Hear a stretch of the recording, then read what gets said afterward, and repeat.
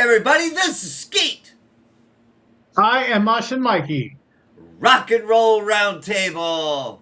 proudly presented by Smoshman Media. This week, new to us music.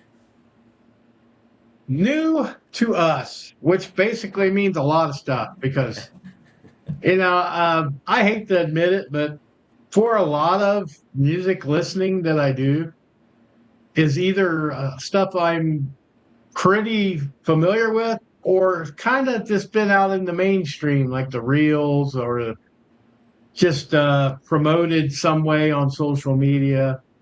I don't really go to my streaming services and look up a bunch of unknown band names. But once in a while, just once in a while, you'll catch one. And you kind of think to yourself, either, how did I miss this? Or that's really cool. I got to check it out. So that's what we have this week. We have a couple of bands that I thought were interesting. One I knew of a little bit, but they had a new album come out. And the other one was brand new, but with familiar faces involved in the band. Okay. And it doesn't get the fanfare that, say, a brand new Motley Crue or Five Finger Death Punch or whoever's in the mainstream. It doesn't get the same attention. And to me, that kind of sucks. But it's also my fault because I need to I just need to dive deeper into some of this stuff. And this goes 30 years back, dude. There's bands that were in the 90s that I just heard about. And I'm like, how did I not know this? How did I not know about Stephen Piercy's side project? How did I miss that? And so this is kind of one of those things today. So I gave, Skeet the information, the band names, and we gave ourselves the homework of listening to them this week. So I think we start with the one I knew of. Okay. I think we start with the band Iconic. That is I don't know if you call it a side project or a supergroup. You could classify it either way, either or. And they had an album come out in 2022. And I kind of figured, okay, this is a one-off, but it's pretty cool. And it also involves my man, Michael Sweet from Striper, which, he's also done stuff with George Lynch. He's done, he's done stuff with the Tracy Guns. So he's pretty busy guy. And he does some of these, most of those are one-off. I think Sweet and Lynch, he did 2 out. Okay. But he's also in Iconic. But the beautiful thing about Iconic for me with Michael Sweet is that he doesn't do the vocals. He's kind of showcasing his guitar ability, which is what he actually has said he's more proud of than the singing. The singing was a necessity, but let's go over Iconic. And we'll go through the lineup first. And the name of the album was Two. And the first album was called Second Skin, and that was released in 2022. So if you want to go back and check those out, do so. But the lineup, Nathan James is the singer for Iconic. He sings for a band called Inglorious. And it's funny because I find out other bands that I want to check out when I listen to it. Like Inglorious is on my list right now. It's on my list to listen. But he's the singer. So Michael Sweet plays a guitar, and of course he's Striper and everything else he's in. Then Joel Hoekstra is the other Hoekstra, however you pronounce it, is the other guitar player. And I mean, he's Whitesnake, he's Trans-Siberian Orchestra. I mean, he's a plethora of bands himself. Then even on the bass, Manny Mendoza was in Whitesnake, was in Thin Lizzy, is in the Dead Daisies. So again, this is like a star-studded lineup already. But then you add the immortal one, 76 years young, and still beating the hell out of the skins and double bassing like he's a madman. Tommy Aldridge, the Eternal One, as the drummer. So yeah, that's a little stacked lineup, and it's like this should be getting more attention. Those are all guys that deserve. I mean, Nathan James is the oddball. Okay. I have not heard him before. Well, we'll get into it a little bit because I listened to it and we'll Yeah, and So I'll tell you why maybe. well, I have an inkling why, but I would think the lineup would get more people to want to check it out. Yeah, So I didn't realize that lineup, that was who was all in it. So I went in it thinking it was some new band that Mikey was had their second album, and I'm like, okay. I listened to the first album and I listened to the second album. So I listened to both the albums. right, yeah, so did I. And I mean, But to refamiliar myself with the first album, I did. I had no clue who was in the band. So that was the homework that I did not do. So it was boom, here's a new band. Okay. Okay. So if you listen to both of them, did you have any highlights from say the first album, or did you not really didn't really care for it? Because it's not exciting and new. It's not an exciting and new formula what they're doing. I'll put it that way, even in my opinion. So for me, there was hardly any difference between the first and the second album. Very true. I heard that Okay, myself. so it's not like they were trying to do a theme for one and a theme for the other. It was great fucking playing, but for me, there was not a song that just reached out and check this out. But they were all fucking solid. So I mean, the guitar playing on it was excellent. I didn't realize there was two guitar players. Yeah. So, but the musicianship on both of them was excellent. I kind of like the vocals because there was two vocals, right? There's background Well, yeah, there's background. Yeah, they have in some background. songs. Yes. Yeah. But unfortunately, there was nothing that stood out even as a single for me. Oh, okay. I didn't have it that the first album. I mean, I just liked Worlds Apart. That was one of my favorites on that, and I thought they came out pretty good with As Fast as You Can. It reminded me, dude, the first album for me especially, and the second album's just like a little slight upgrade, in my opinion, songwriting. Okay. But I think it sounds basically like Striper with Oni Logan, maybe. It's got that sound. It sounds like Lynch Mob and Striper meeting up together. Okay. It almost reminds me of the Sweet Lynch stuff, but not with Michael singing. It was like Nathan James, who's a great singer. Don't get me wrong, but he's got a much lower tone. He's almost David Coverdale-ish. I could have Okay. seen this as a Whitesnake album. I could have seen it as a Striper album, and it basically is. It's a combination of those two bands, and you add a singer. So what I liked about the first album and what I liked even more about the second album was I absolutely love 1987 version of Whitesnake. And that's what it puts me in the mind of. It just really does. But like I said, it doesn't say, "Oh, here's something new and exciting." It's just a bunch of guys, I think. This is my opinion. Bunch of guys that love to play music and they didn't have much going on. They say, "Hey, let's get together. Let's write a handful of songs. Let's do an album." And because they don't tour, they don't. Yeah, I don't know if they've ever played a show. I'd like to know if they did. I'd check it out. But it definitely put me in the mind of Whitesnake's the whole Still Night album. that whatever that album was called. It might have just been self-titled. White I don't Snake, remember. yeah. Yeah, but that album and this two albums kind of sound similar.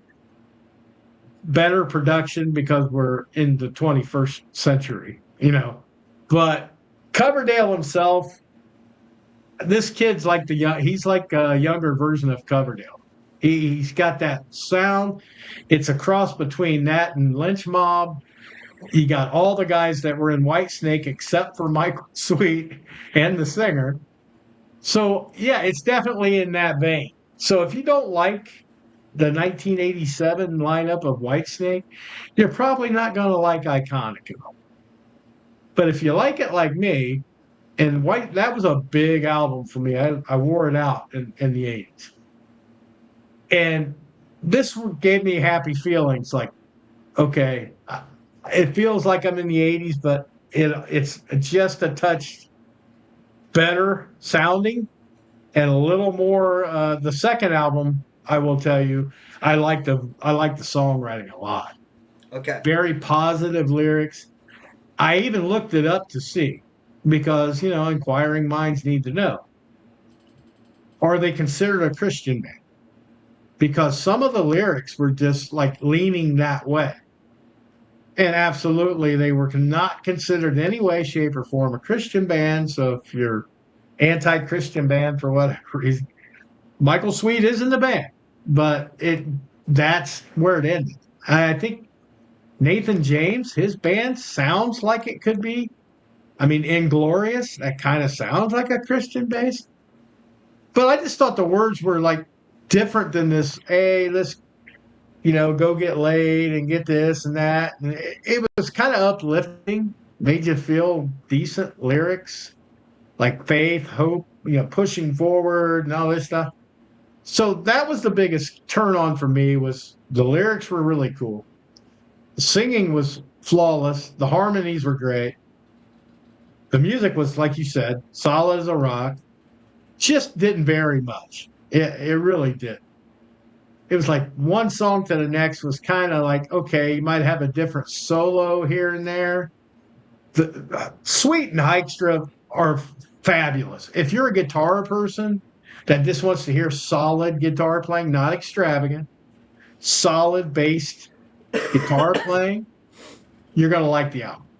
Yeah. And Tommy Aldridge, man, that dude, I don't know how he does it. At 76 years old, still putting out beautiful drum parts. So I'm like you in a way. I think it was good, but not great. And I would recommend it, but not highly. I would say, yeah, if you want to sit around, you're sitting on your deck and you just want to hear some like good music and you've never heard Iconic, yeah, give it a shot. And I think it's so reminiscent of the Whitesnake, but it's not Whitesnake. I don't know. I would grade it. A solid B. I mean, that would be my Well, guess. I'd almost go the B plus because Yeah, you it could was for the it musicianship. it's good hard rock music. Yeah. Oh It's yeah. not it's not trying to tap the 80s No, at it's just all. their influence. That's It, just what it's they play. Yeah. but it's modern. So it's a modern hard rock band with great playing from all the musicians, and the vocals were good. So it's not Yep. like anybody's a slouch or it sucks. It's just a solid album, but there was no wow factor. Yeah. I think you release this album 20 years ago, it's massive. Even Oh at that yeah, time frame, yeah, it'd be a lot yeah, bigger. yeah, Today's age is just so much harder, heavier. This is melodic and kind of fun, and yeah. they're probably just doing it for fun. I mean, I can almost imagine. The coolest thing for me was, especially like the second album. There's a ton of songs I really like on the second album, and songwriting wise, I thought they were great songs. And I just love for Michael Sweet to get to play guitar and not be so because his voice is what gets him backlash from some of the metalheads because they say it's so high, he sounds wussy. I've always liked it, but I can see it. I can hear it that it sounds a little weak for like heavier music. But he just gets to jam and he just gets to play. And it's like Hykestra and him together, they sound good. And everybody's in the pocket. They're not going crazy though. Yeah. Maybe that's what people would expect out of a Joel Hykestra, you know, anything he does. Trans-Siberian, he's awesome. When he was in Whitesnake, they were slaying. So it's maybe a letdown for some of those people. I'm not going to say it's a let. I see. I'm agreeing with you. B plus sounds more fair. Yeah. And Inglorious is another album I'm going to have to check out now. Another band because I do like his vocal. It's just they sounded so familiar that it didn't really bring anything new to the table. But Valley of Lost Souls on the I, second album. I was just getting ready to say that one. That was a little bit more of a standout. I do remember that. Yeah, that But that slayed pretty good. That was like my favorite on the album, probably. SOS, Open My Eyes, and Valley of Lost Souls were definitely the best on the new album. The new album itself's a solid B plus too. I mean, okay. I think they're B plus everywhere they go. They're just if they were able to extend out of their comfort zone a little bit more, maybe add some breakdowns, slow tempo changes or something a little bit more, they I would have probably hit A for me. I But that's not what they yeah, wanted to yeah. do. I'm good with that. I think for what they're doing, I, their songwriting style is cool. So sticking with that and not trying to hit another genre and it's that's where their solidness will come out. Yeah, and I think, like I said, if you love that style of music, you're gonna dig it. Yeah. If you're into the heavier stuff, then you're probably gonna say, this is just blah, nothing. If you're the '80s hair band guys that dig that stuff, give this one a chance because it's more solid than some of the newer retro fucking sounding bullshit that's kind of floating around out there now. Yeah, yeah. I think these guys are all accomplished and they show it that Yes. way. And yeah, so So yeah, B plus, solid. Check them out. Iconic on all major streaming platforms, I'm sure. Yeah, kudos to them. I mean, you're still getting to do what you want to do, and yeah, this I think it was under Frontiers Records or something like that. So it's putting out stuff, putting out content. Oh, good job. Now we're gonna go to the second one. This one was the stretch definitely for you because you weren't as attached to King Diamond and Merciful Fate as I was. I was big into King Diamond with the Them and Abigail. And I did get to hear the St. Lucifer's Hospital album, which I thought was pretty damn good. And Merciful Fate back before that, when they had King was the singer for Merciful Fate, they had the definite European sounding, wasn't power metal. It was just metal, but it was like, okay, Dangerous Meeting is my favorite song by Merciful Fate. It's just what got me hooked into King Diamond. It was that album. And King, King's one of a kind. You're not going to replicate King. And some people are good with that. Some people do not like the King Diamond style, where it goes, so high it gets annoying to some people. I think it's almost funny. And I hate to say that, but it's like he gets so high that I'm just like, man, what is he? That's just outrageous. So high. But his persona and everything, I still dig those albums, man. So when I found out that there was a group of guys that were in Merciful Fate or King Diamond, I thought, okay, this is something I'm going to have to check out. because I like I said, the old Merciful Fate was my go-to, and then led into King Diamond. I did not know that some of the guys in the band were like Andy LaRocque. Andy LaRocque is the Merciful Fate, the King Diamond, early King Diamond guitar. He is like Courtney Cox from Burning Witches. That's her hero, is this guy. Okay. It's shit. I did not know he was involved in this project, but he is. Okay. And I mean, there's a handful. I got the guys, some of them. I don't really know all of them. I knew they were in Merciful Fate. I knew they were in King Diamond. One was also in the band Death, who kind of started the death metal movement. And the drummer was what got the drummer is what surprised me. And I thought, okay, it's going to be cool.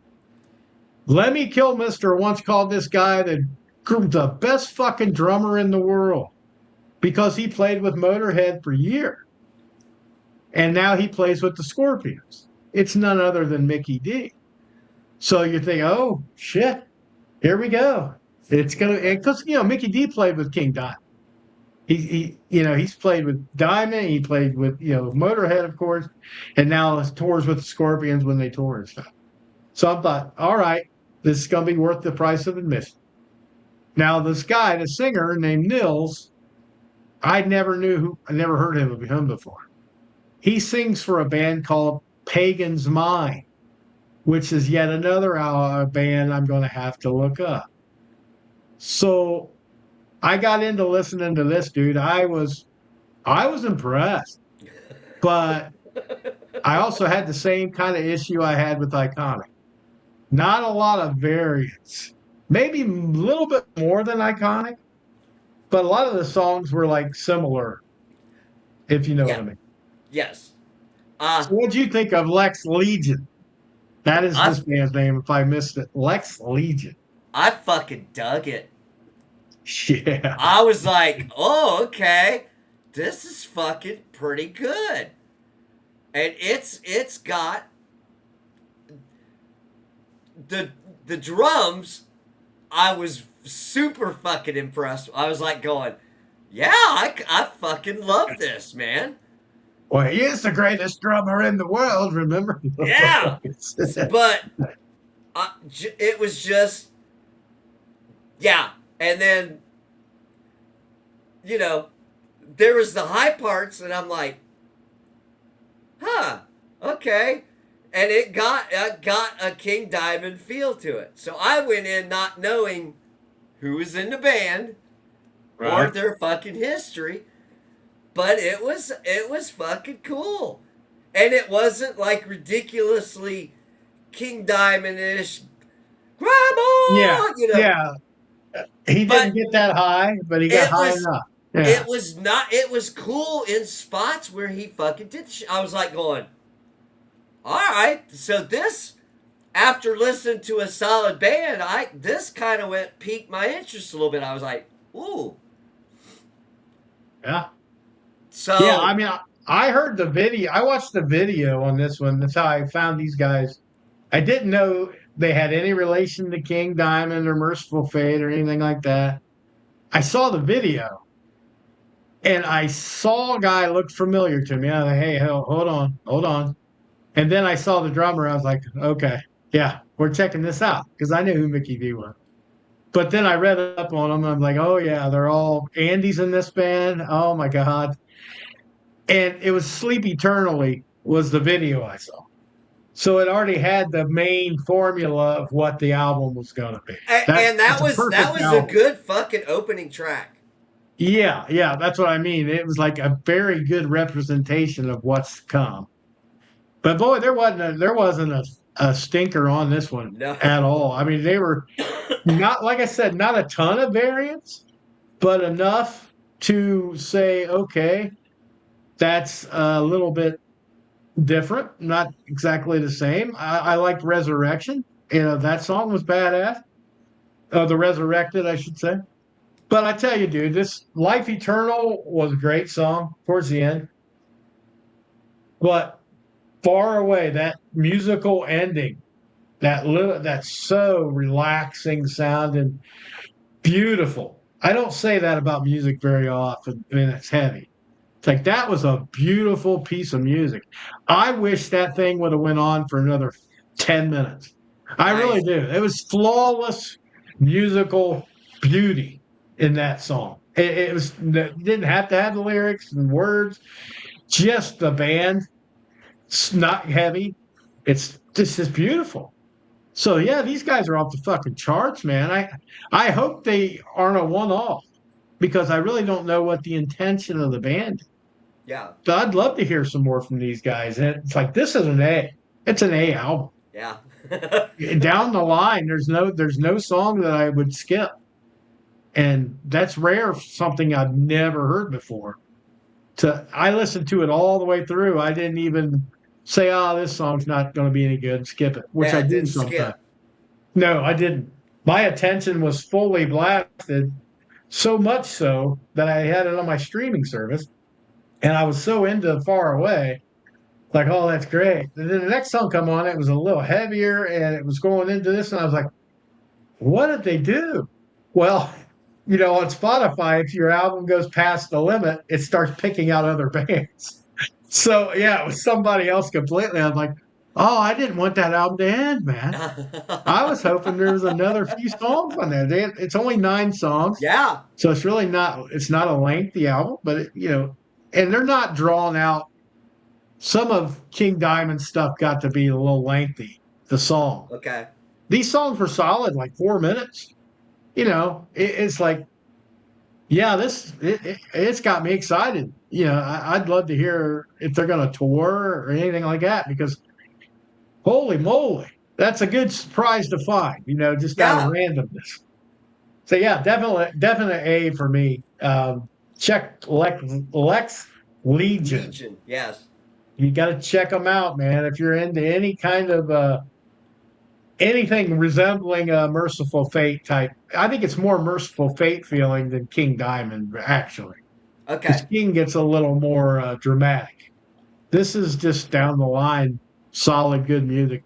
And like you said, the drumming, man, Yeah. Jesus Christ. And Andy on guitar, he's as good as he's always been. So Yeah. fantastic, man. I pulled a gem out with this one. Ain't Yeah. no doubt. So definitely keep Lex Legion in your radar. Yeah. Oh, Yes. absolutely. And So there's one more I'm going to talk to you. You haven't heard this band yet, but I'm going to have you go check them out and you can tell me off camera or whatever if you like them or okay. not. There's a band called Scar Haven. It's SCARHAVEN. Okay. New band from New York City. This is Chris Cornell reincarnated. And I think he'll get backlash for that, but they've only got a few singles out so far, not even an album yet. But boy, they're good. They're good, man. I don't care if he sounds like Chris Cornell to the letter. They Wow. have that sound to them, like a combination of all the grunge bands we had. They're all in Ooh. there and up it to the modern day. So yeah, I'm gonna be waiting for any EP they got coming out or anything is gonna be on my list to get. Scar Scar Haven. Haven. Okay. Scar Haven, yes. Okay. I think they got like 4 singles on the streaming services or on YouTube and all that stuff. So yeah, check those guys out too. But Okay. iconic Lex Legion, Scar Havens, like I said, A that's a bonus. teaser. That's a Okay. teaser because we don't have Okay. anything to go by yet. But Okay. oh yeah, that's new to us music, and it should be new to you. You should go out and check it out. Exactly. All right. So let's wrap it up. There All was right. new music to both of us this time. Yeah, Yeah. absolutely. All right. This is Skeet. I'm Mosh and Mikey. See ya! Peace out.